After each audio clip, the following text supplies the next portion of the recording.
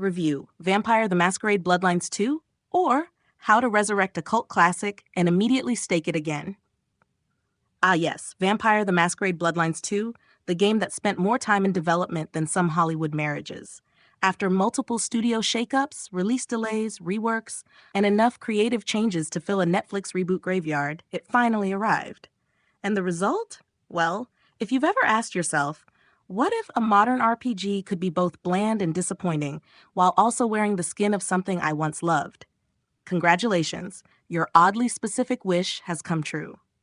Story and atmosphere.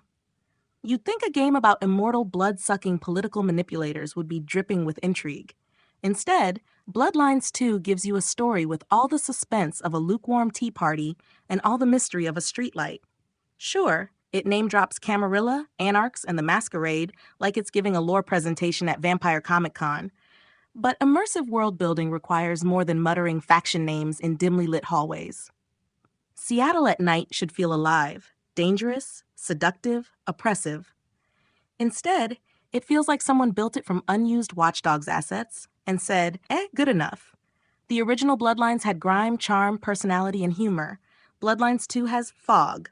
Lots of fog. Probably to hide the missing ambition. Characters and writing. Where Bloodlines 1 gave us iconic weirdos, Jeanette, Smiling Jack, Gary the Nosferatu, Bloodlines 2 presents you with characters that are about as memorable as airport lounge seating.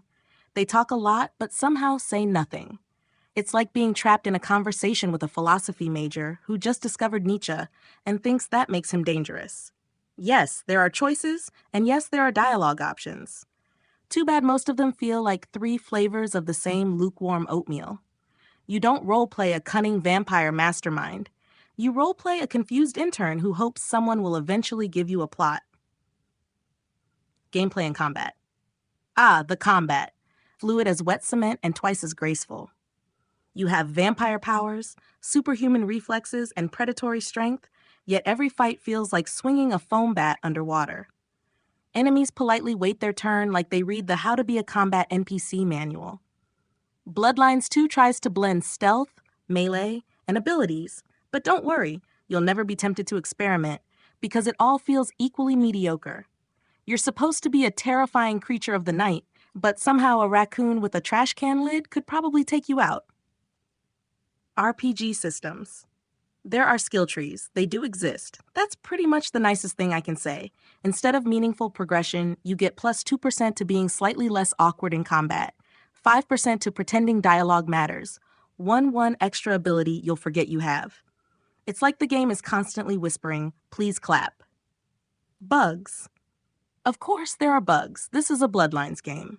The difference is, the original was a beautiful disaster held together by duct tape and fan passion, while Bloodlines 2 feels like a committee-approved mediocrity with just enough bugs to be annoying, but not enough to be charming. Final verdict. Bloodlines 2 isn't the catastrophic train wreck its development history promised. Honestly, that might be the biggest problem. If it had been a flaming disaster, at least it would be memorable. Instead, it's aggressively fine, boring even. A game about immortal monsters struggling not to be noticed accidentally created a game that's just as invisible. Score. Not bad enough to love. Not good enough to care. A true masquerade.